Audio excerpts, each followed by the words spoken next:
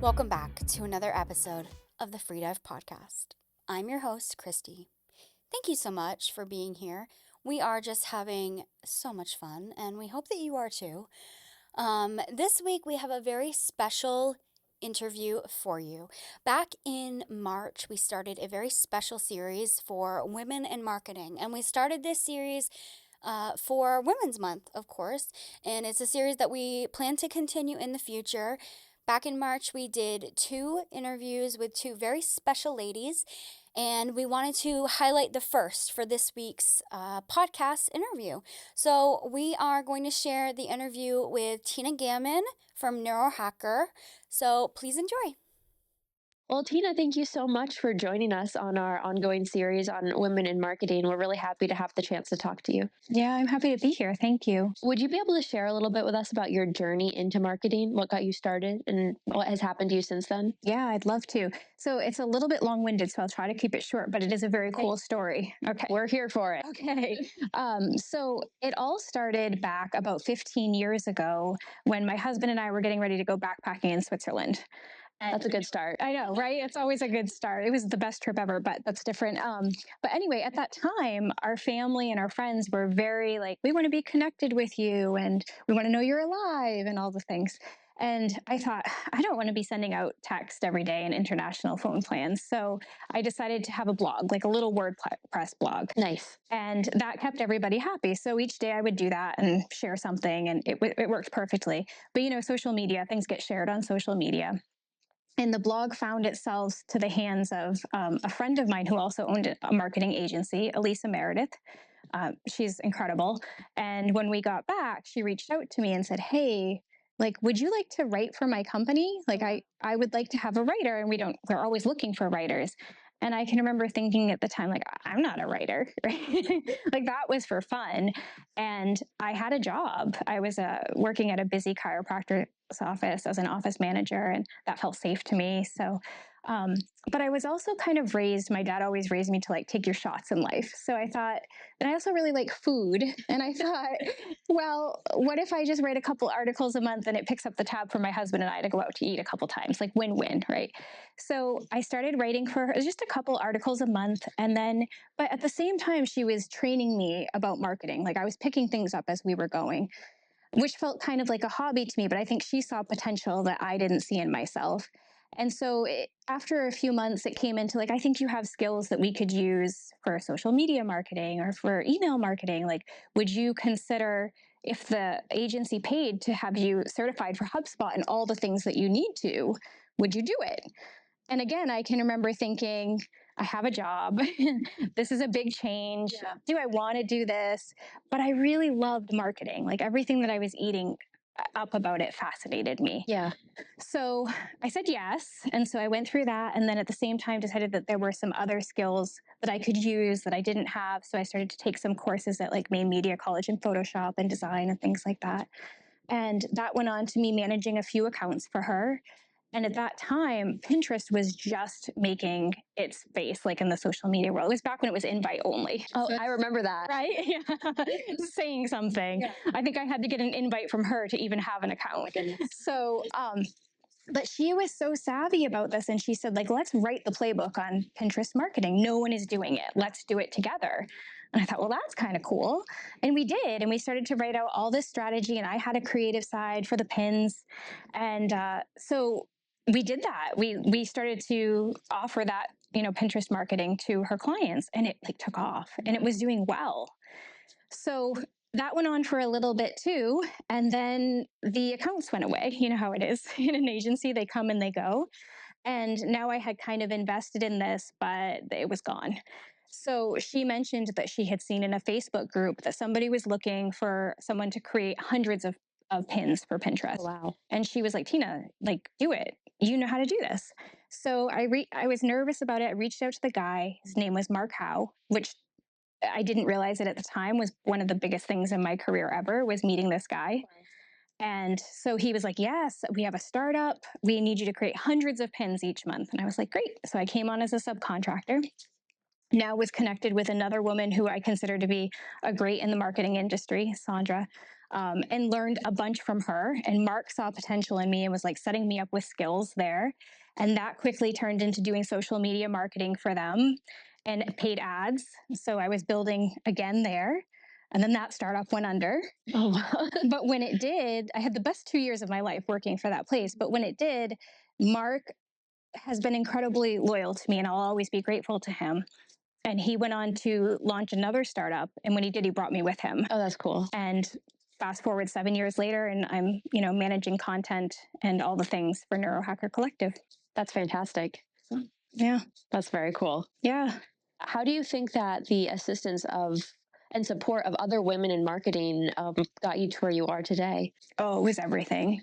And I think that if you've ever had the situation where you've worked in a toxic environment with other women, it makes this look super special, that to work with women that were like at the top of their industries and were not uncomfortable with sharing because they were afraid that would make them less than, but were willing to train me and to kind of raise me up alongside of them. And even today, the woman that I work for, I work along with the senior vice president of marketing. And Lauren is one of the smartest and savviest people I've ever met. And yet she's always like, what can I give you to help you succeed? What skills do you need to do more?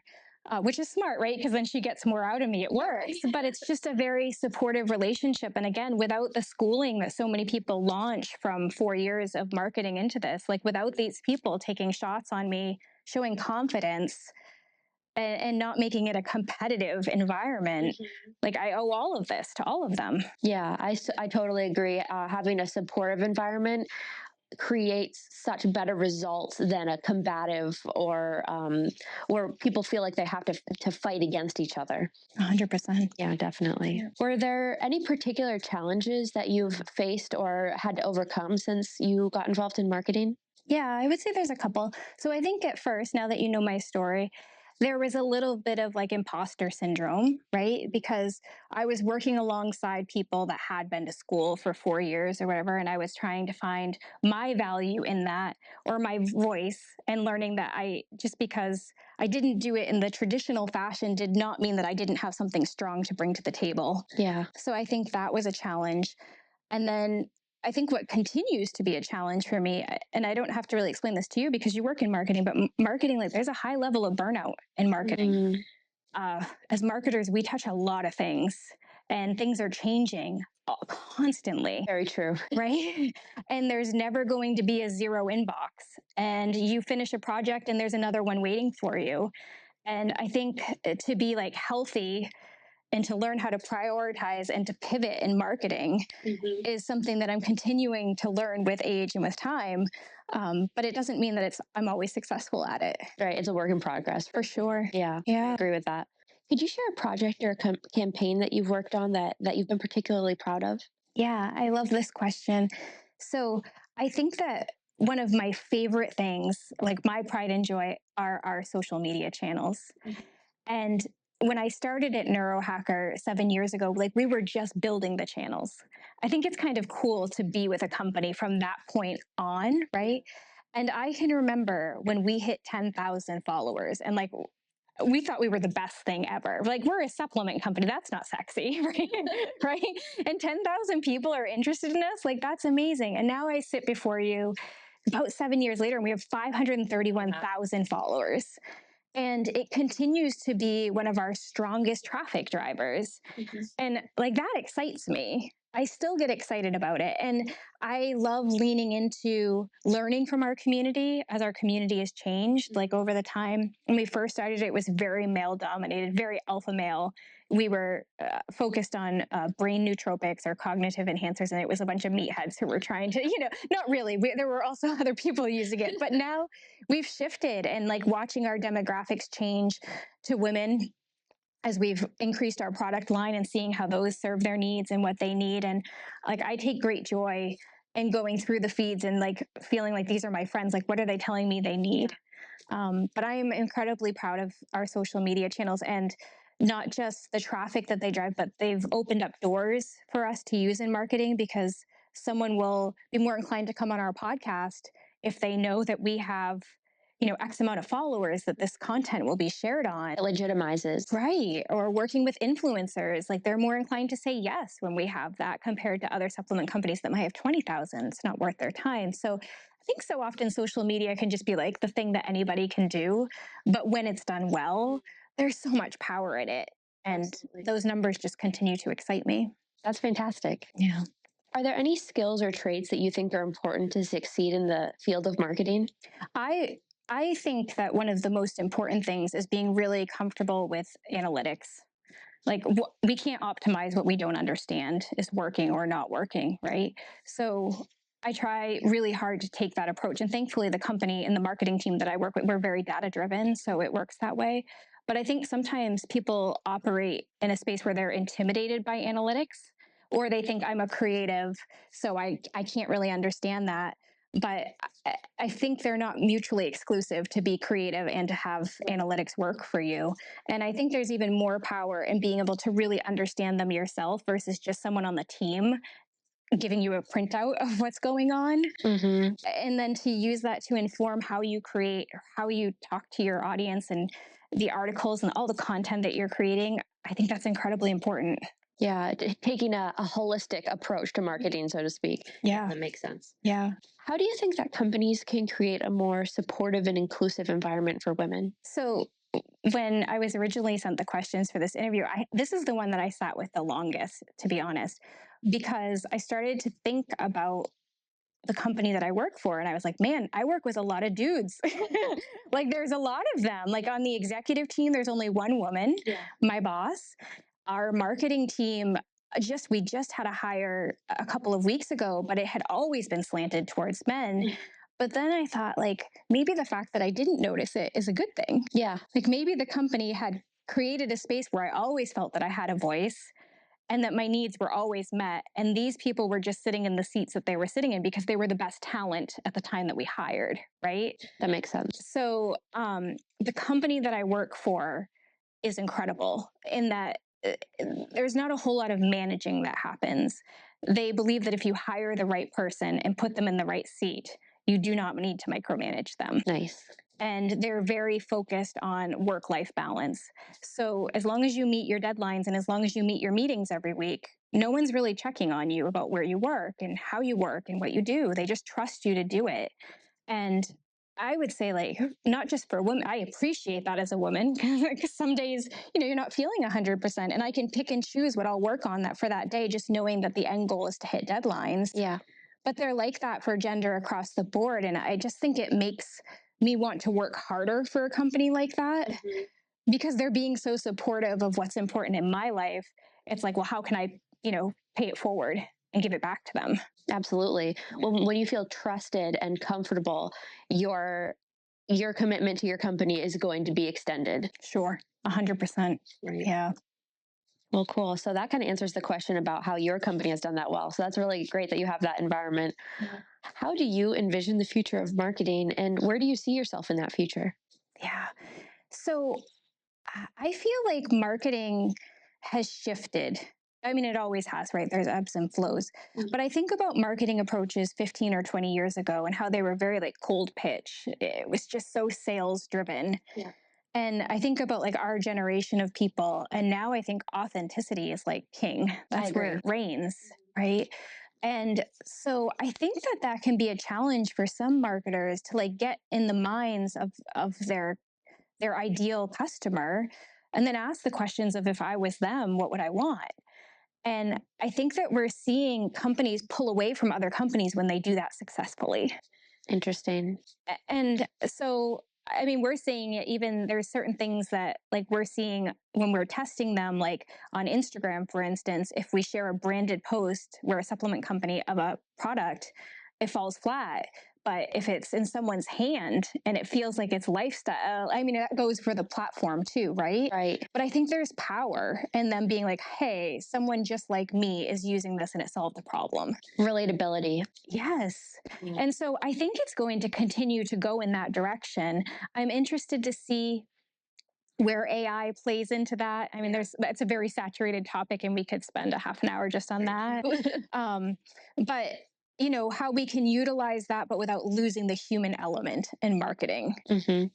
Because we don't want to sacrifice authenticity and being human for efficiency. Yeah. But we also need to get a lot of things done. Yeah, it's a hard balance for sure. So I think we're going to see how we're going to make that work as we move forward. And I think the successful ones will blend it really well. Yeah, I agree, because people are intuitive and they can tell what's fake and they don't want it. Yeah. What advice would you give to young women who are interested in pursuing a career in marketing? Okay. So there's a few things.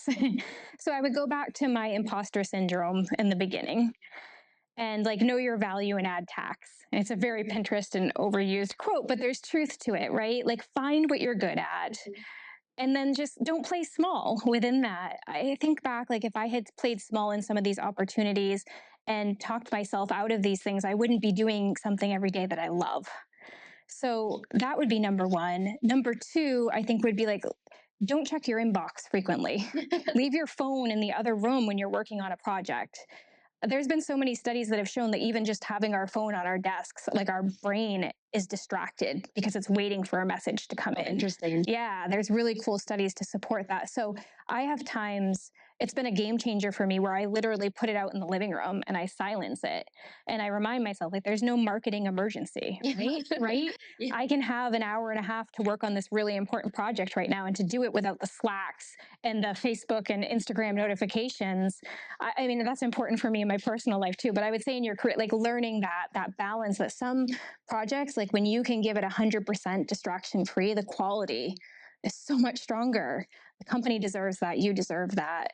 And then the last thing I would say is be comfortable and take risks outside of your comfort zone.